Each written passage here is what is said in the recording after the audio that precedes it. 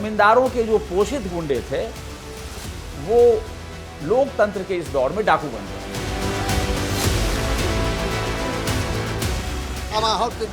कोई public house seat Mokama करे गया है। आनंद सिंह जी मैदान में तू तरीके के हम ही नहीं जानते, मैं अपने आप को जानता हूँ।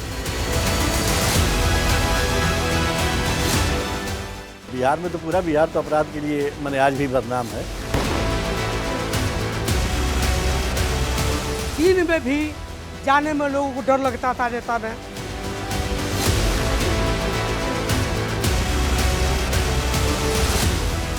आज की स्थिति ये है सर कि आज पैसों पर सब कुछ होता है। यहाँ एक मजबूरी में हुए अपराध कर्मी और दूसरा शौकिया हुए। जो अपराधी थे वो राजनेताओं के साधन में जाता है। फरमान जारी कर दिया फला आदमी को कल सुबह वोट देना है।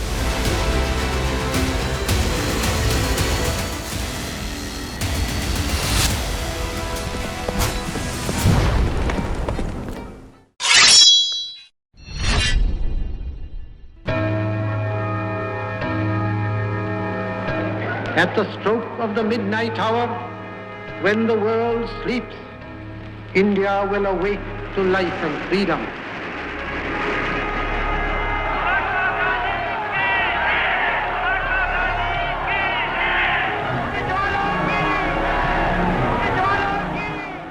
अंग्रेजों की गुलामी के लंबे दौर के बाद आखिरकार देश आजाद हो चुका था। राज्य रजवाड़ों के दिन लग चुके थे। लोकतंत्र का सपना नेताओं से लेकर जनता की आंखों में तैर रहा था। एक ऐसी शासन व्यवस्था जिसमें शासक और जनता के बीच का फर्क मिटने वाला था। इसके लिए जरूरी था चुनाव, और चुनाव कराने के लिए जरूरी थी मतदाता सूची। पर तब न मतदाता सूची थी, न पहचान पत्र, और न ही वोटरों का कोई रिकॉर्ड। आजादी अपने साथ बंटवारा लेकर भी आई थी। लाखों लोग विस्थापित थे, न कोई पहचान पत्र, न कोई दस्तावेज। सबसे बड़ा मसला तो ये था कि चुनाव में वोट कौन डालेगा,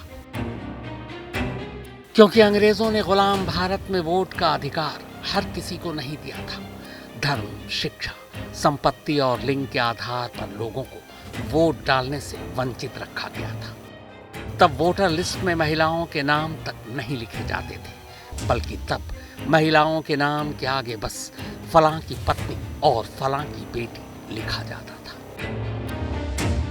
इन सारी मुश्किलों के बीच आजाद भारत के पहले चुनाव आयोग के सामने सबसे बड़ी चुनौती देश में पहला चुनाव कराना था, और ये जिम्मेदारी सौंपी गई देश के पहले चुनाव आयुक्त सुकुमार सिंह।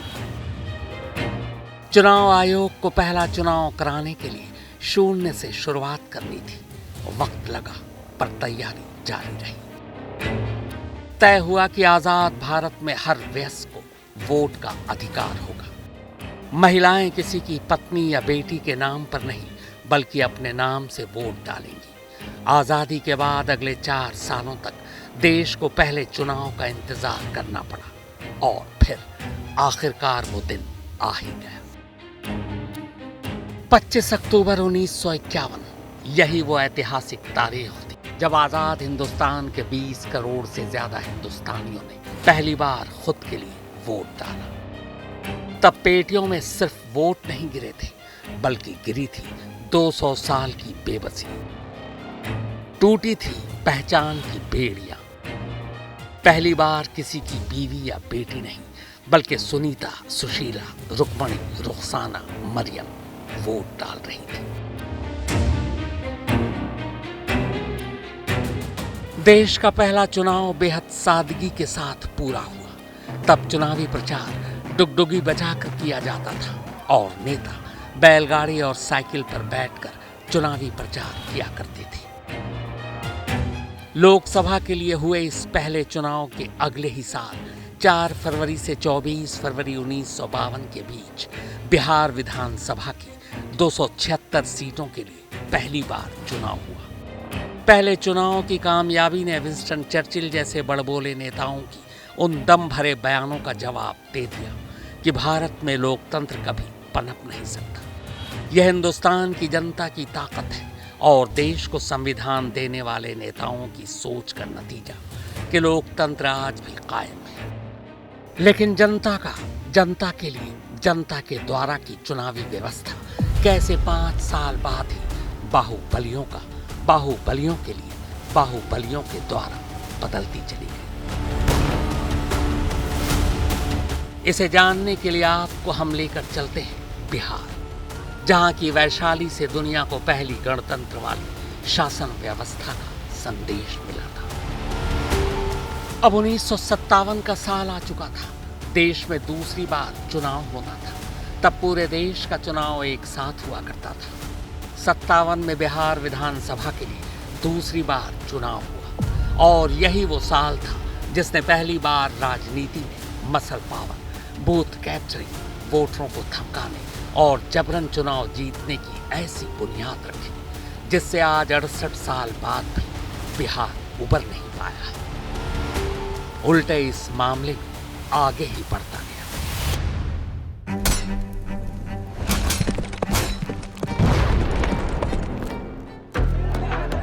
बिहार में फुटानीबाज उन्हें कहते हैं जो खुद को बढ़ा चढ़ा कर पेश करते हैं, रौब झाड़ते हैं, दिखावा करते हैं, डींगे मारते हैं या चुभने वाली बातें करते हैं। यानी यहाँ का हर अपराधी और बाहुबली फुटानीबाज है।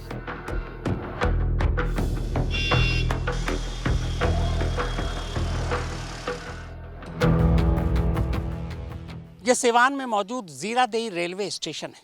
इसी रेलवे स्टेशन से 3 अलग अलग लोग 3 अलग अलग वक्त में दिल्ली के लिए ट्रेन पकड़ते हैं। पहला शख्स जो दिल्ली पहुंचता है वो देश का राष्ट्रपति बनता है। राष्ट्रपति भवन में पहुंचता है राजेंद्र बाबू यानी डॉक्टर राजेंद्र प्रसाद। दूसरा शख्स इसी जीरादेई से दिल्ली जाकर उसी राष्ट्रपति भवन को बेच देता है अपनी कलाकारी से। नाम था नटवरलाल, मिस्टर नटवरलाल।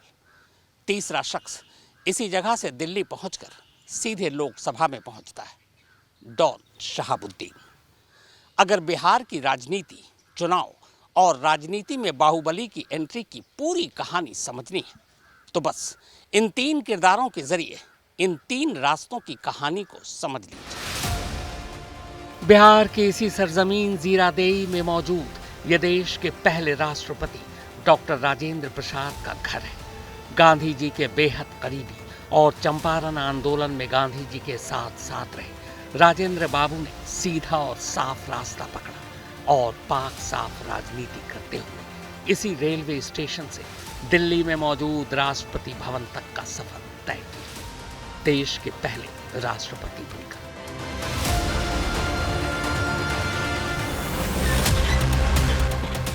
जीरादेई में राजेंद्र बाबू के इसी घर से फकत 2 किलोमीटर की दूरी पर यह खंडहर कभी घर हुआ करता था। इस घर का एक लड़का भी इसी रेलवे स्टेशन से दिल्ली पहुंचता है, पर उसे राजनीति में कोई दिलचस्पी नहीं थी। इसीलिए न उसे विधानसभा जाना था, न लोकसभा और न ही राष्ट्रपति भवन। वो तो इन सब को बेचने के लिए घर से निकला था। उसने बेचा भी। संसद भवन तब बेच दिया जब संसद भवन में तमाम सांसद बैठे हुए थे और लोकसभा की कार्यवाही चल रही थी। अपने पड़ोसी राजेंद्र बाबू के सरकारी घर राष्ट्रपति भवन को भी उसने बेच डाला था।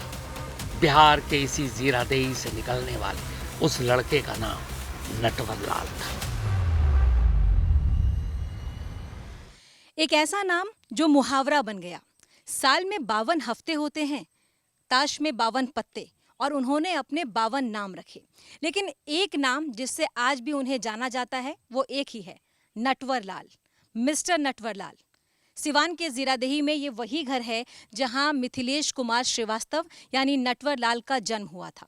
शुक्र है उन्होंने राजनीति में कदम नहीं रखा, वरना क्या पता देश के पूरे चुनाव को ही ठग लेते।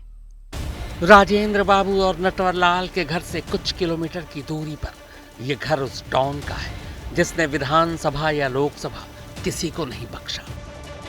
फुटानीबाजी ऐसी कि जेल से ही चुनाव जीत जाता, जो जेल में अपना दरबार लगाया करता। नाम शहाबुद्दीन था।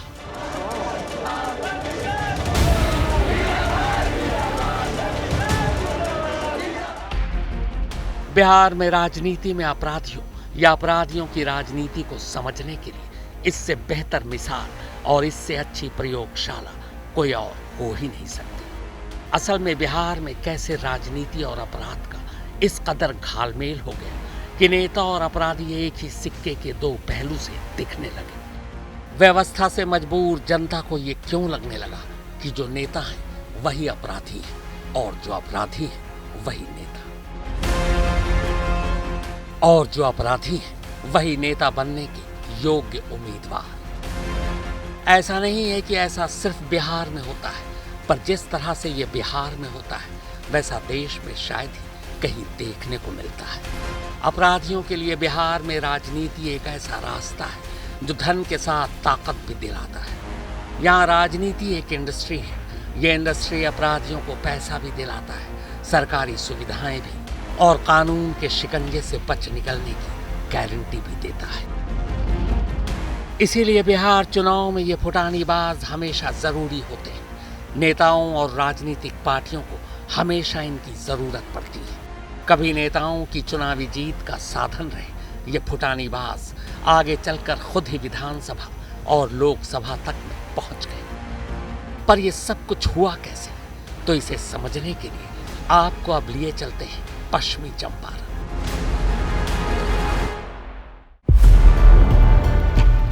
यह वही चंपारण है जिसके पूर्वी इलाके से महात्मा गांधी ने सत्याग्रह और अहिंसा के सिद्धांतों का हिंदुस्तान की जमीन पर पहला प्रयोग किया था। 1917 में गांधी जी की अगुवाई में बिहार के इसी चंपारण जिले में तिनकठिया प्रथा खत्म करने के लिए चंपारण सत्याग्रह शुरू हुआ था।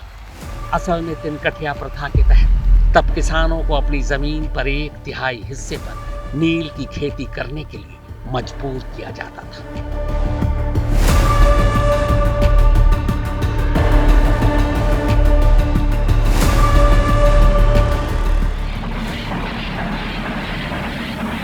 गांधी जी के यहाँ आने के बाद अंग्रेजों को झुकना पड़ा और 1918 में इस प्रथा को खत्म कर दिया गया। इसी एक आंदोलन की कामयाबी ने आज़ादी के लिए आगे के आंदोलन का एक रास्ता दिखाया। यही वो आंदोलन था जिसकी नींव पर आज़ादी मिली, जनता को इंसान होने का संवैधानिक अधिकार मिला।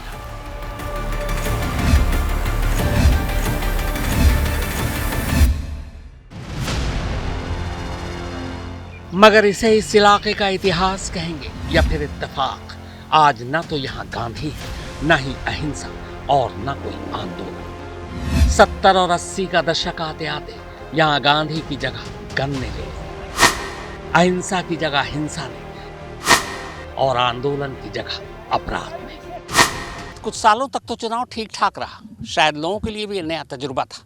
लेकिन इसके बाद बूथ कब्जाने का सिलसिला शुरू हो गया। लेकिन कहते हैं कि चुनाव में डाकुओं की एंट्री पहली बार 80 के दशक में इसी गंडक नदी से हुई।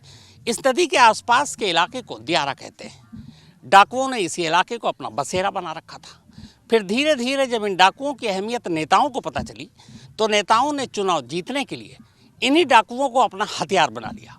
बाद में डाकुओं को लगा कि जब उनके जिताए कैंडिडेट विधानसभा और लोकसभा में पहुंच सकते हैं तो फिर वो खुद क्यों नहीं, और बस वहीं से बाद में यही अपराधी और डाकू भी सीधे चुनाव लड़ने लगे। बिहार की राजधानी पटना से करीब 250 किलोमीटर दूर ये इलाका तब बारूद के ढेर पर बैठा था। यहाँ खेतों में गन्ने की बजाय गन और तवे पर रोटियों की बजाय गोलियां सेकी जाती थी। इस इलाके में उतने हाथ नहीं जितने हथियार थे। इतने हथियार कि अगर एक साथ पूरा गांव सड़क पर उतर आए और एक साथ ट्रिगर दबा दे तो मीलों तक गोलियों की गूंज के साथ साथ पल भर में सैकड़ों लाशें बिछ जाएं। किसी एक इलाके में मौत का इतना बड़ा जखीरा पूरे हिंदुस्तान में शायद ही किसी और इलाके में तब रहा होगा।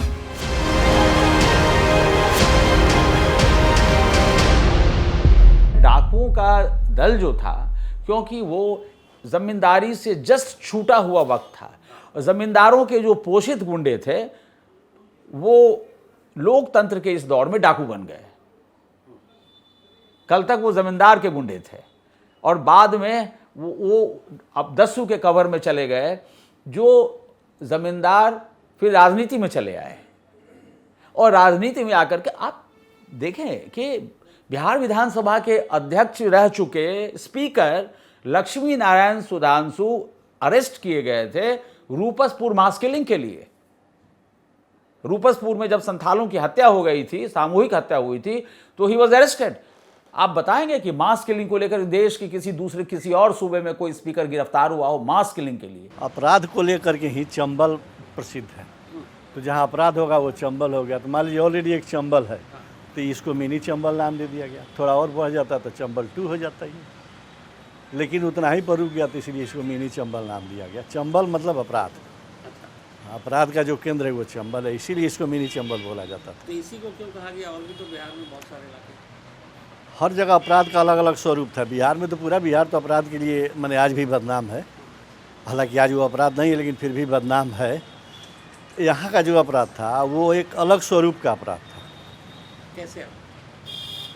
जैसे अपराध के पीछे शुरू से होता था कि संपत्ति लूटपाट होता था। यहाँ जो अपराध हुआ उसमें संपत्ति छोड़ करके आदमी को उठा के लेके चल जाते थे, मतलब किडनैपिंग का कारोबार बिहार में बगहा से ही शुरू हुआ और ये पश्चिमी चंपारण में सिमट गया, धीरे धीरे और पूर्वी चंपारण और कहीं कहीं गया, लेकिन शुरुआत बगहा से ही है किडनैपिंग का शुरुआत। अब का 1985 से जो है 90 तक का जो अपराध का जो ग्राफ था, उस समय दिन में आप जो है 4 बजे के बाद घर से निकलना लोग को दुर्बल था, निकल नहीं सकते थे, आप इधर उधर आ जा नहीं सकते थे।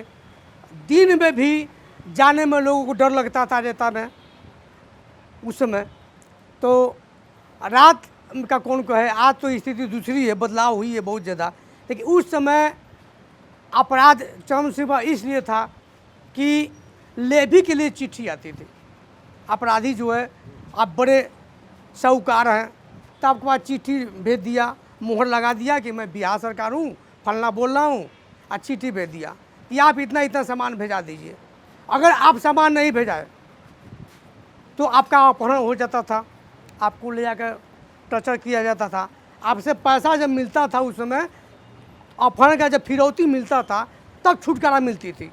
गंडक नदी हमारी जो निकल रही है ना, ये नेपाल से निकल रही है और गंडक नदी के आसपास में किसानों की खेतियां हैं। चंपारण जब मिनी चंबल के नाम से जाना जाता था तो चूँकि किसान नदी के सहारे, नाव के सहारे, छोटी नाविक से होकर के ही अपनी खेती बाड़ी करने जाया करते थे, या नाव के सहारे होकर के, या चचरा पुल जो हुआ करता था उस वक्त, उस सहारे से बाइक उइक से भी जाया करते थे। तो अपराधियों को इतना मनोबल बढ़ा था कि बाइक दौड़ा करके छीन लिया करते थे। एक अलाउद्दीन डाकू हुआ करते थे, बहुत मतलब अपने ज़माने का नामी ग्रामीण डाकू हुआ करता था। तो दौड़ा करके बाइक वालों को पकड़ लिया करते थे, अपहरण कर लिया करते थे। डर की वजह से किसान दियारा खेती करने नहीं जाते थे। आज भी उस ज़माने के अपराधी जो थे, डकैत जो थे, आज भी बहुत किसानों की खेतियों को उन लोगों ने अपने मुट्ठी में लेकर के, अपने दबंगता के उस पर लेकर के आज भी वो अपनी खेती करते हैं दियारा क्षेत्रों में। आज भी वो किसानों के हाथ में उनकी ज़मीनें नहीं हैं।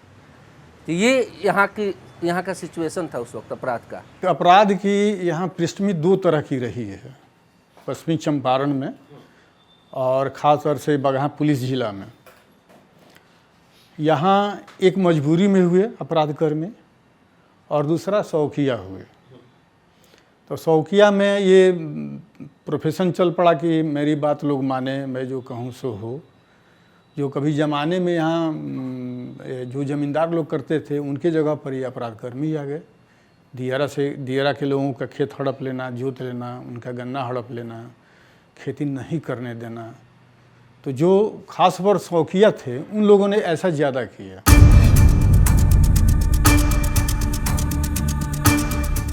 वो 80 का ही दशक था जब बिहार में राजनीति खतरनाक करवट ले रही थी। जंगल, पहाड़, बिहार और दियारा के इलाकों ताकतवर कमजोरों की जमीन और उनकी खेती लूट रहे थे और उन्हें पनाह दे रहे थे वो नेता जिन्हें जनता ने लोकतंत्र की पहरेदारी सौंपी थी। गंगा गंडक से घिरे दियारा इलाके में धीरे धीरे बदले की कहानी शुरू हुई। जुल्म करने वाले और जुल्म सहने वाले सभी ने हथियार उठा लिए।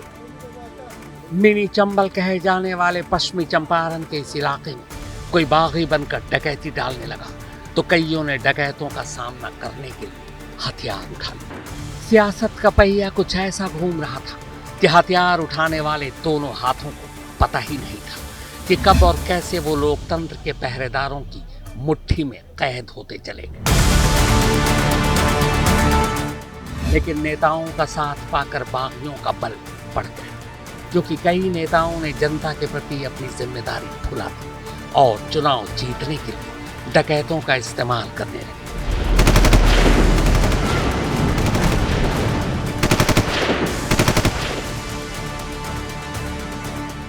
आगे चलकर नेताओं की खिदमत करने वाले कई डाकू जनता के मुख्तार बन गए।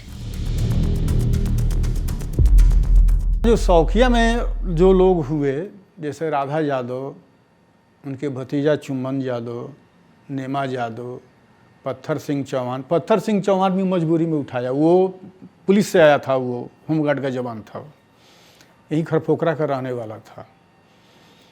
तो वो हुआ। और फिर आपको ध्रुव मल्ला, रामचंद्र चौधरी, ऐसे तमाम लोग जो हुए उनको राजनीतिक संरक्षण प्राप्त हुआ। मुखिया से लेकर के पश्चिमी चंपारण में दो संसदीय क्षेत्र है। तो एक जो बेतिया के नाम से जाना जाता है, उस क्षेत्र के जो सांसद हुआ थे कांग्रेस के ज़माने में, वो बिहार के सीएम भी रहे। उनको कहा जाता है सम्मानीय केदार पांडे जी, बिहार के सीएम रहे। तो उन पर यह आरोप लगता है कि उन्होंने संरक्षण प्रदान किया। अब जैसे लच्छन के नाम से जाना गया, सत्तन के नाम से जाना गया, वो सभी उनको वो संरक्षण देते थे, क्योंकि दियारा में उनका बूथ होता था। दियारा के काफ़ी दियारा का बेल्ट उनके संसदीय क्षेत्र में था। तो ऐसा आरोप लगा कि वो संरक्षण देते हैं। और पुलिस की भी ये कहानी थी, पुलिस भी मानती थी कि संरक्षण। अब रहा कि जब राजनीतिक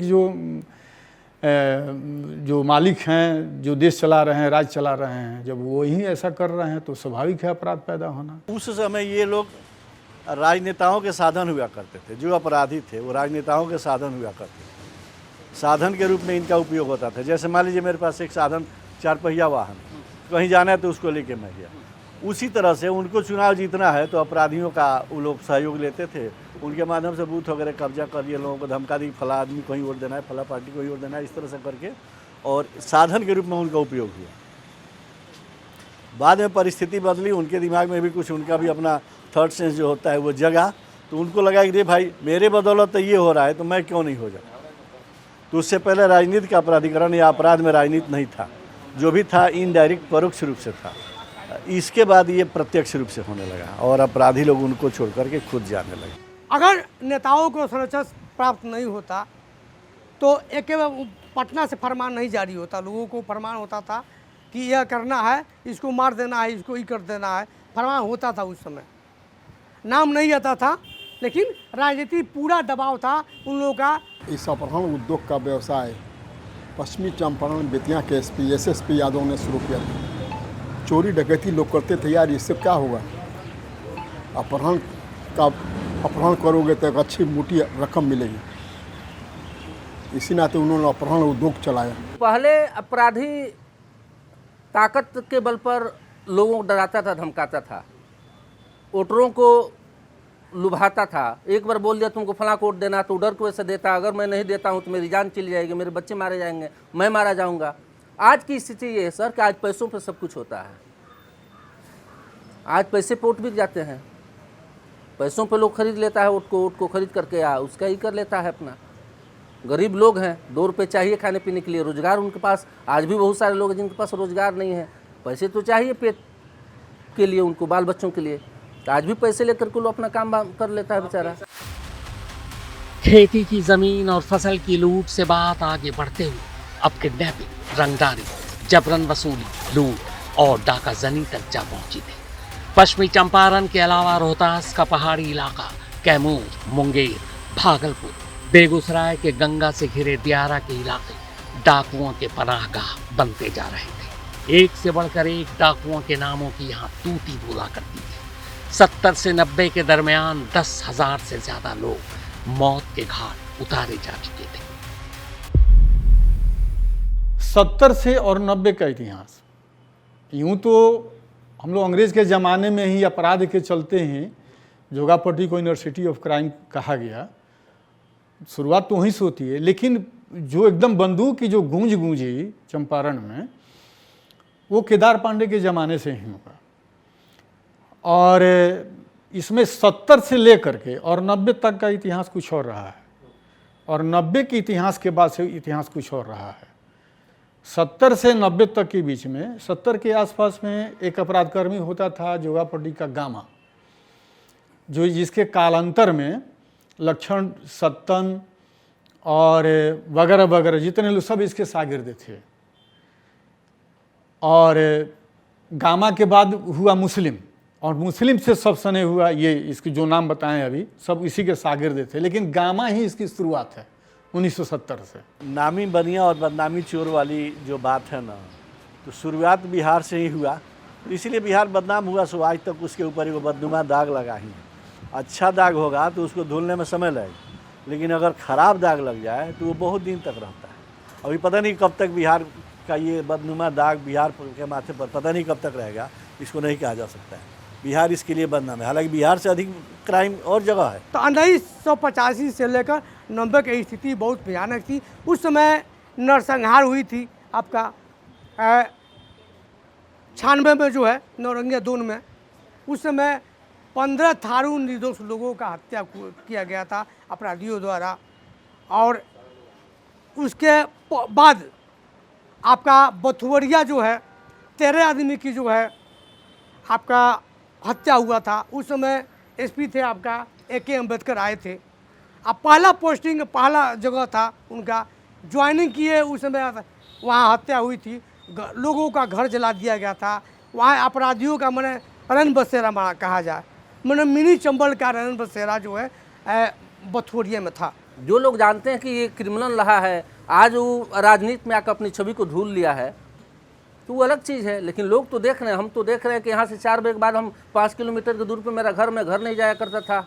रात की बात तो आप छोड़ दीजिए, दिन में हम लोग डर और खौफ की वजह से घर नहीं जाया करते। 4 बजे के बाद सारे लोगों के दरवाजे बंद हो जाया करते थे। मासूम बच्चे अपने घरों से नहीं निकलते थे, बूढ़े जवान नहीं निकलते थे। अगर निकल गए तो डर ये था कि फिर हमारे बाप हमारी माँ घर आएंगी वापस कि नहीं आएंगी, इसका डर लगा रहता था। तो उस वक्त नेता लोग मदद करते थे, क्या मदद करते थे? उनकी अपनी जान प्यारी थी, दूसरे क्या वो मदद कर सकते थे? सरकार में हैं, लोग बैठे हुए हैं पटना में। कोई किसी की मदद नहीं करता था, न कल कोई किसी की मदद करता था, न आज कोई किसी की मदद करता है। मदद करता तीनों बताते।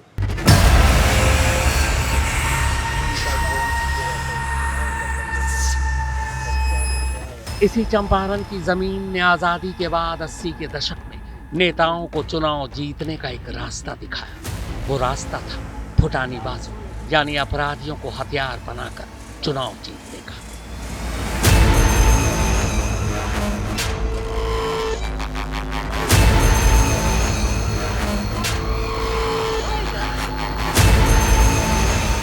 ये वो दौर था जब पहली बार बिहार में थोक के हिसाब से डाकुओं को चुनावी मैदान में नेता अपने साथ लेकर उतरे थे। बंदूक और बैलेट का खेल यहीं से शुरू हुआ था।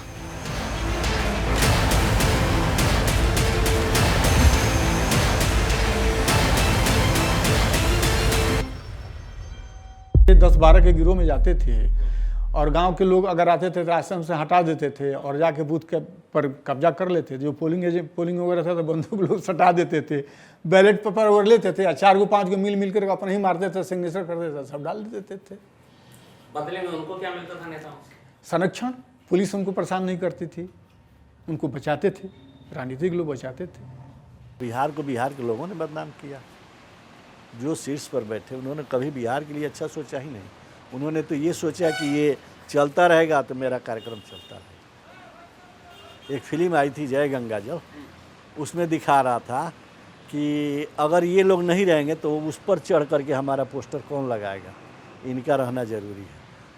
तो वही बात कि इस टाइप के लोग रहेंगे तभी इन लोगों का काम चलेगा, इन लोगों की दुकान चलेगी। अपराधियों जब ये देखे कि भाई मान लीजिए मेरे चलते दूसरा कोई विधानसभा लोकसभा पहुंच सकता है तो मैं क्यों नहीं पहुंच सकता, तो उनको साइड करके अपने आगे बढ़े और उसी दबदबा पर, उसी दबाव और उसी डर पर भय दिखा करके अपने आप को वोट लिया। और आज विधानसभा, लोकसभा, आज भी अपराधी लोग पड़े हुए हैं सरकार में, सबके सरकार में पड़े हुए हैं। सरकार का संरक्षण उनको प्राप्त है, आज के डेट में प्राप्त है।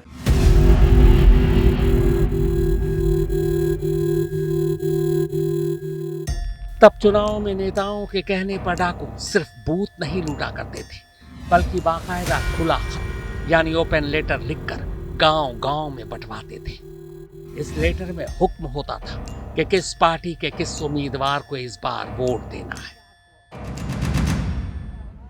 लेटर के नीचे किसी डाकू का नाम नहीं लिखा होता था, बल्कि बिहार सरकार लिखा जाता था, क्योंकि ये डाकू अपने आप को ही बिहार सरकार मानते थे।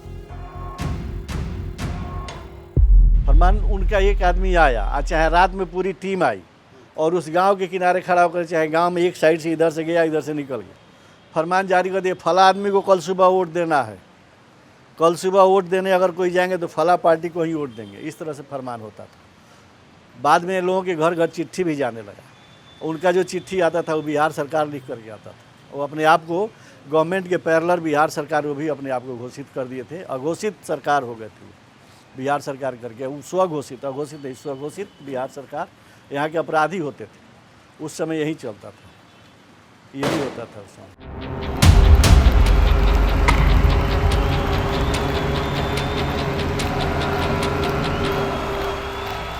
तब चुनाव में हुक्म के हिसाब से उम्मीदवार जीत गया तब तो ठीक, पर गलती से कहीं हार गया तो फिर गांव के गांव को डाकू अपने निशाने पर ले लेते, कत्लेआम करते, लोगों को किडनैप कर लेते।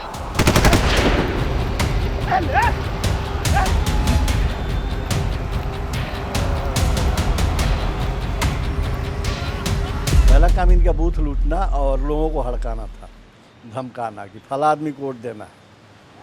ये काम वो लोग करते थे। एक फरमान जारी करते थे कि फला आदमी को या फला पार्टी को वोट देना है। फरमान न माने तो फरमान नहीं मानने का तो अंजाम ही होता था। लेकिन कोई ऐसा नहीं था जो नहीं माने, सब लोग मान जाते थे। इतनी क्षमता उस समय किसी में नहीं थी जो नहीं माने, लगभग लोग मान जाते थे। अगर कोई नहीं माना तो अगर उनका आदमी जीत गया तो माना नहीं माना कोई नहीं देखता, कारण कि उस समय इतना डिजिटल सब चीज़ नहीं था। जीत गया, हो गया, चलो भाई हमारा फरमान कारगर हो गया। हार गया तब उसका अंजाम बुरा होता था। हारने के बाद उसका अंजाम बुरा होता था। गांव में आग लगा देना, गांव वालों को पकड़ के पीटना, सामूहिक रूप से नरसंहार करना, ये सभी काम यहाँ हो गया। राजनीति और अपराध के इस इलाके में ऐसी जुगलबंदी हो चुकी थी कि सिस्टम हार चुका था। कानून व्यवस्था नाम की चिड़िया यहाँ की जमीन और आसमान को खाली कर चुकी थी। शाम छोड़ी, दोपहर के शाम में तब्दील होने से पहले ही लोग घरों में खुद को बंद कर लेते थे।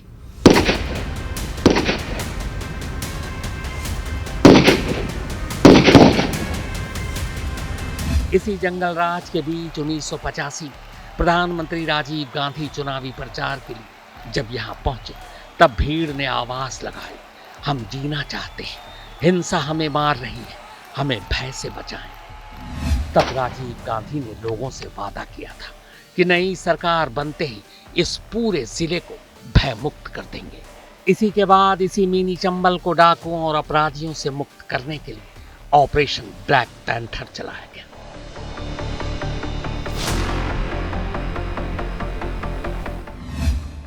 इस ऑपरेशन के शुरू होने के बाद धीरे धीरे मिनी चंबल की तस्वीर बदलनी शुरू हो गई। बहुत से डाकू मारे गए, बहुत से यहाँ से लगती नेपाल सीमा में जाकर छुप गए। कुछ ने खाकी पहनकर पहले से खाकी पहने नेताओं का दामन थाम लिया।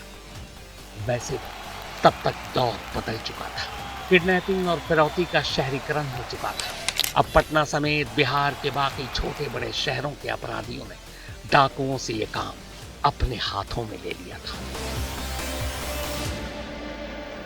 डाकू जब खत्म हुए तो नक्सल्स आए, नक्सल से फिर भिड़ंत हुई शासन की। तो इस तरह से जब आप देखेंगे कि अपराध के जितने सारे आयाम हैं वो बिहार में सबसे, देश के सबसे बड़े सूबे से ज़्यादा बढ़ के है। यहाँ पे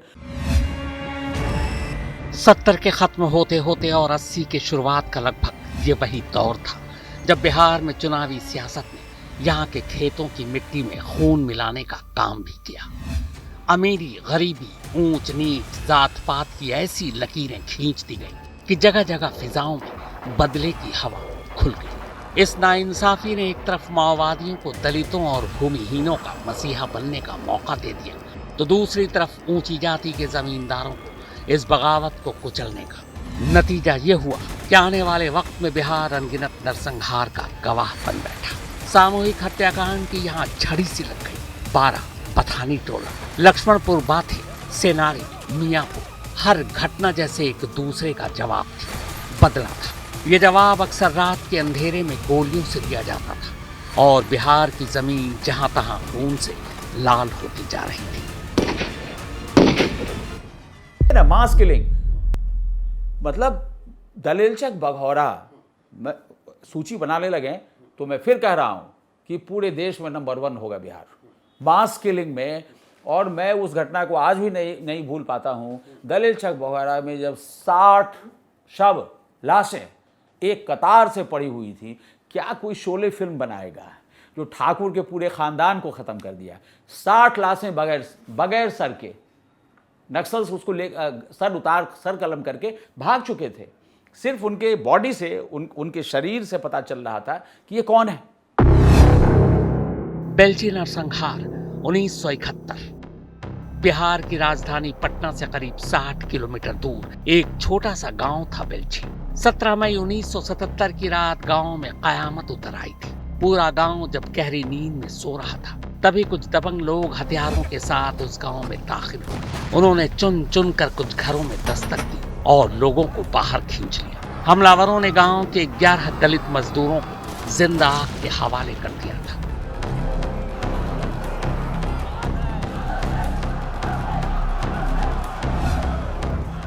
अगली सुबह गांव में राख हो चुके इंसानों की अधजली लाशें पड़ी थी। तब इस नरसंहार ने पूरे देश को सन्न कर दिया था। प्रधानमंत्री इंदिरा गांधी खुद मौके पर पहुंची थी। यह नरसंहार कुर्मी जमींदारों और दलित खेतीहर मजदूरों के बीच जमीनी झगड़े का नतीजा था। यही झगड़ा जातीय नफरत में बदल गया। इस एक नरसंहार ने ही बिहार में जाति बनाम जाति की कहानी शुरू कर दी थी। दलेलचक बघौरा नरसंहार 1987 10 जून 1987 की रात थी। बिहार के गया जिले के बघौरा गांव में बंदूकों से लैस माओवादी कम्युनिस्ट सेंटर एमसीसी के हथियार बंद दस्ते ने चुन चुन कर राजपूतों के घरों से उन्हें बाहर निकाला, खेतों में ले गए और उन्हें गोली मार दी। इतना ही नहीं, गोली मारने के बाद उनके जिस्म के हिस्से को काटा, औरतों और बच्चों तक को नहीं छोड़ा। बाद में जब लाशों की गिनती हुई तो ये गिनती 42 लाशों पर जाकर खत्म। जाने से पहले हमलावर ऐलान कर गए कि अब हर जुल्म का जवाब हथियार से मिलेगा।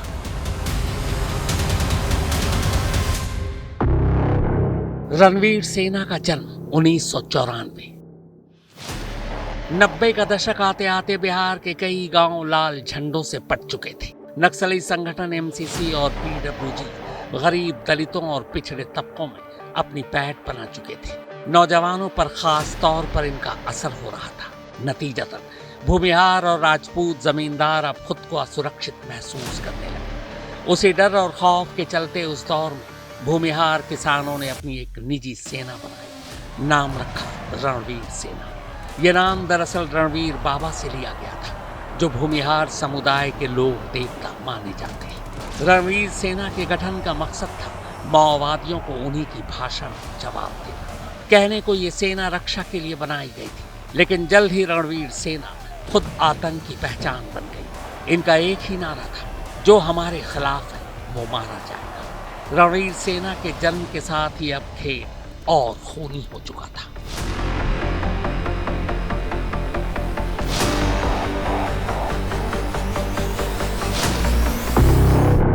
बारह नरसंहार 1992। रणवीर सेना बन जाने के बाद माओवादी ठान चुके थे कि अब ईंट का जवाब पत्थर से दिया जाएगा। 12 और 13 फरवरी 1992 की रात थी। 12 गांवों में सन्नाटा पसरा था। तभी एमसीसी के करीब 100 नक्सलियों ने 12 गांवों को चारों तरफ से घेर लिया। फिर वही हुआ जो पहले भी हो चुका था। लोगों को घरों से निकाला गया, बाहर खींचा गया, उनके गले रेत डाले गए। इस नरसंहार में कुल 40 भूमिहारों का कत्लेआम हुआ था।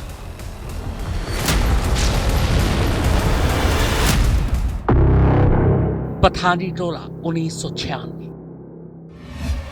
12 नरसंहार के 4 साल बाद ही रणवीर सेना ने वही भयानक कहानी दोहराई। भोजपुर जिले के बथानी टोला गांव में उस रात कयामत उतरी थी। 11 जुलाई 1996 की रात लगभग 200 हथियारबंद लोगों ने गांव बथानी टोला पर धावा बोल दिया। 21 लोगों को घरों से निकाल कर गोली मारी गई। यह रणवीर सेना के बदले की पहली किश्त थी।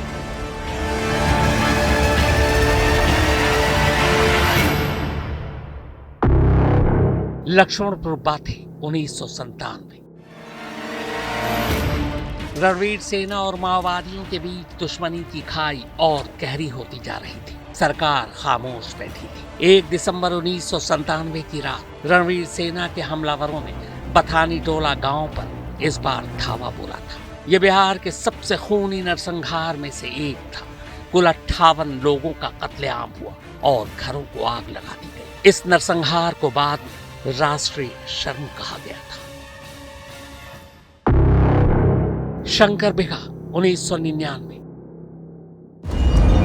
बिहार के जहानाबाद में 25 जनवरी 1999 की रात शंकर बिगहा के गांव वाले जब गहरी नींद में सो रहे थे, तभी अचानक गोलियों की आवाज से पूरा गांव दहल उठा। रणवीर सेना ने फिर अपना खूनी खेल खेला था।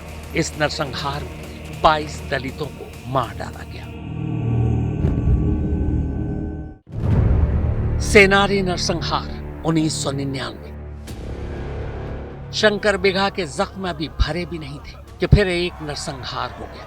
18 मार्च 1999 की रात माओवादियों ने सेनारी गांव में धावा बोलकर 40 लोगों को एक साथ कतार में खड़ा कर उनका गला काट दिया।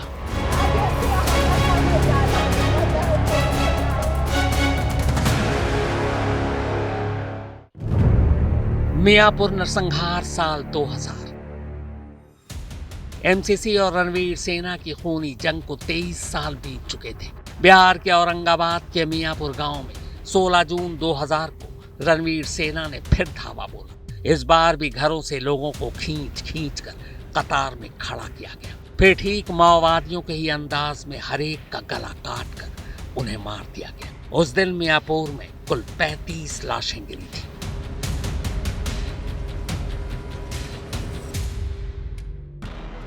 बिहार अब एक साथ कई मोर्चों पर अपराध से घिरा था। नेताओं की उदासीनता अपराधियों के हौसले लगातार बढ़ा रही थी। अब उनमें इतना हौसला आ चुका था कि सीधे नेताओं से ही सौदा करना शुरू कर चुके थे। सौदा पावर के बदले पावर का, यानी चुनाव में नेता अपराधियों के पावर का इस्तेमाल करें और बदले में सियासतदान उन्हें कानून के शिकंजे से बचने की ताकत दे। पश्चिमी चंपारण के डकैतों और जातीय नरसंहार के बाद अब भी बिहार को बहुत कुछ देखना बाकी था।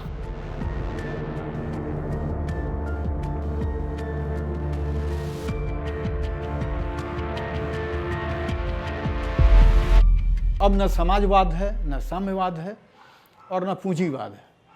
अब जो एक ही वाद है कि भाई चलो ज़्यादा से ज़्यादा पैसा इन्वेस्ट करो और प्रोफेशनल व्यवसाय हो गया है। राजनीति का व्यवसायीकरण हो गया है और वह व्यवसायीकरण में अपराधी भी आ रहे हैं, अच्छे भी आ रहे हैं। तो अच्छे लोगों के लिए परेशानी है। अच्छे लोग टिक नहीं पा रहे हैं। राजनीति में अच्छा लोग नहीं आना चाह रहा है। अब इसको ये अब मानता है कि नहीं मेरे लायक नहीं है। अच्छे लोग भाग रहे हैं, जो ये देश के लिए बढ़िया चीज़ नहीं है। कहानी यहाँ भी खत्म हो जाती तो भी शायद बहुत कुछ नहीं बिगड़ता, क्योंकि 80 के दौर के आपराधिक पृष्ठभूमि वाले वैसे नेताओं का दौर बहुत लंबा नहीं चला। लेकिन आगे चलकर जो कुछ भी हुआ, उसने अपराध का ऐसा लोकतंत्रीकरण किया कि आज़ादी के आंदोलन से लेकर जेपी आंदोलन तक अगुआ रहा बिहार बदनाम हो गया। अपने ही कुछ नेताओं के नाम से, उनके काम से, जिन्हें हम कह रहे हैं फुटानीबाज।